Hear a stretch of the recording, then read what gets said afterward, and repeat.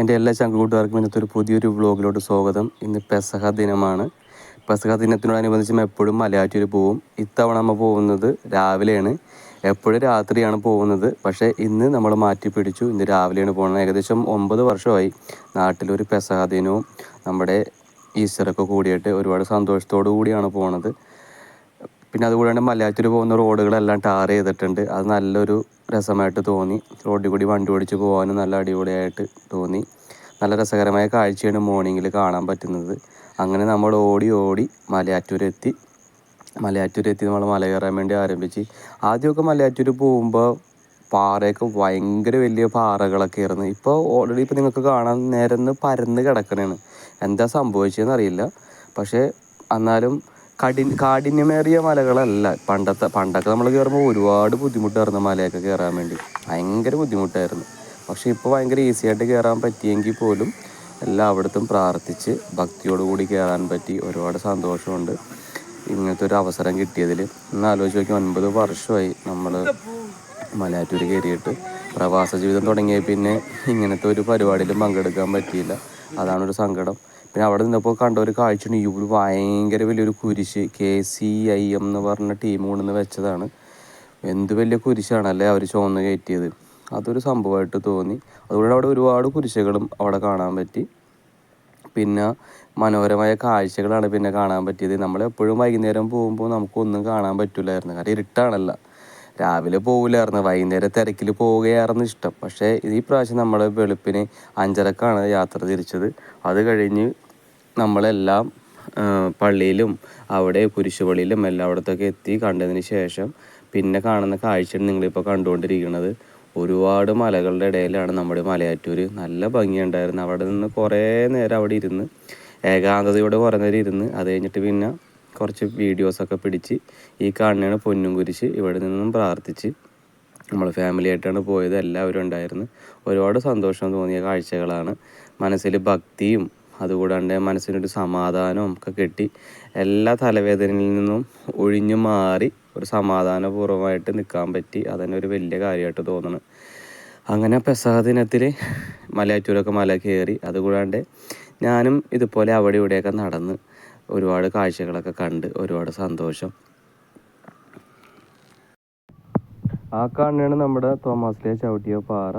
അതുകൂടാണ്ട് ഞങ്ങളെല്ലാവരും കൂടി അവിടെ നിന്ന് വർത്തമാനമൊക്കെ പറഞ്ഞ് ഒരുപാട് ആശ്വാസത്തോടെ നിന്ന് അത് കഴിഞ്ഞപ്പോഴേക്കും അടിവാരത്തെത്തി. ഞങ്ങൾ നടന്ന് അടിവാരത്ത് എത്താറായി. അടിവാരത്ത് എത്തിക്കഴിഞ്ഞപ്പോഴേക്കും മുകളിൽ നിന്നൊരു വ്യൂ കണ്ടപ്പോൾ നല്ലൊരു ഭംഗിയായിട്ട് തോന്നി. അത് ഞാൻ ക്യാപ്ചർ ചെയ്തു, വീഡിയോ ആക്കി മാറ്റി. അത് കഴിഞ്ഞ് പിന്നെ കാണാൻ പറ്റിയതാണ് ഒരുപാട് പേര് കുരിശ് ചുമന്നുകൊണ്ട് താഴെ അടിവാരത്ത് ആ മരത്തിൻ്റെ സൈഡിൽ വെച്ചിട്ടാണ്. അപ്പം ഞാനും വിചാരിച്ചത് എന്ത് പണ്ടാറുവാണെന്ന് ഓർത്ത്. പക്ഷേ എനിക്ക് അറിയില്ല എന്താ സംഭവം. ഇത് ആരുടെ അടുത്താണ് ചോദിക്കാൻ പറ്റുന്നത് അതും അറിയാൻ പാടില്ല. എന്തായാലും നിങ്ങൾക്ക് അറിയാവുന്നുണ്ടെങ്കിൽ ഒന്ന് കമൻറ്റ് ബോക്സിൽ കമൻറ്റ് ചെയ്യണേ. എന്തുകൊണ്ടാണ് ഇവർ വലിയ കുരിശ് മേളിൽ നിന്ന് ചുമന്ന് താഴെ വെച്ചത് എന്താണെന്ന് മനസ്സിലായില്ല. അപ്പോൾ ഞാനും അത് കൗതുകത്തോടെ നോക്കി നിന്നത്. എന്തിനാണെന്ന് അവർ വെച്ചതിന് വേറെ വല്ല നേർച്ച ഉണ്ടോ എന്നറിയില്ല. എന്തായാലും അവരെല്ലാവരും കുരിശെടുത്ത് ആ മരത്തിൻ്റെ ചുവട്ടിൽ വെച്ചിട്ടുണ്ട്. എൻ്റെ തൊട്ടപ്പുറത്താണ് നേർച്ച സദ്യ കൊടുക്കുന്നത് കേട്ടോ. നിങ്ങൾ പള്ളിയിൽ മല ഇറങ്ങിക്കഴിഞ്ഞ് വന്നാൽ നിങ്ങൾക്ക് അവിടെ നിന്ന് കഞ്ഞി കുടിക്കാൻ പറ്റും. അതുകൂടാണ്ട് പിന്നെ കണ്ടൊരു കാഴ്ചയാണ്. ഏകദേശം ഒരു 80 വയസ്സോളം പ്രായം വരുന്ന ഒരു അമ്മച്ചി അവരും മല കയറി ഇറങ്ങി വന്ന്. അതും ഒരു ഭയങ്കര അത്ഭുതമായിട്ട് തോന്നി. എന്താണല്ലേ അവരുടെ ഇപ്പോഴും ആ ഭക്തി, ആ മല കയറാനുള്ള ആ ഒരു മനസ്സിനെ സമ്മതിച്ചേ പറ്റുള്ളൂ.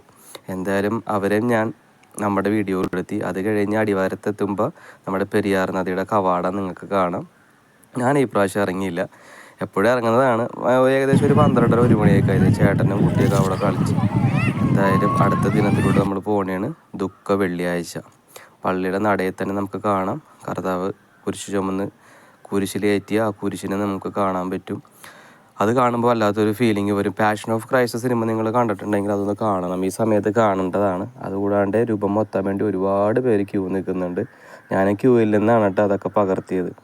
ഞാൻ ഒരുപാട് ഇങ്ങനെ ആലോചിച്ച് എന്താണല്ലേ നമുക്ക് വേണ്ടി പീഡകൾ സഹിച്ച കർത്താവിൻ്റെ കേസ്. അതുകൂടാണ്ട് ഇത് കർത്താവിൻ്റെ തലക്കിൽ ഞാൻ വന്നിരുന്ന് കുറച്ച് നേരം അവിടെ ഇരുന്ന് പ്രാർത്ഥിച്ച്. അതുകൂടാണ്ട് എല്ലാവരെയും ഓർത്ത് പ്രാർത്ഥിച്ച് എല്ലാവർക്കും നല്ലത് വരാനും നിങ്ങൾ ആഗ്രഹിക്കുന്ന എല്ലാ കാര്യങ്ങളും ദൈവം അനുഗ്രഹിക്കട്ടെ, സാധിച്ചു തരട്ടെ. ഇനി നമ്മൾ പോകുന്നത് ഖബറടക്കത്തിലാണ്. അതായത് കർത്താവിൻ്റെ തിരുശരീരം രാത്രി 9 മണിയായപ്പോൾ അവിടെ കബറടക്കുന്നതാണ്.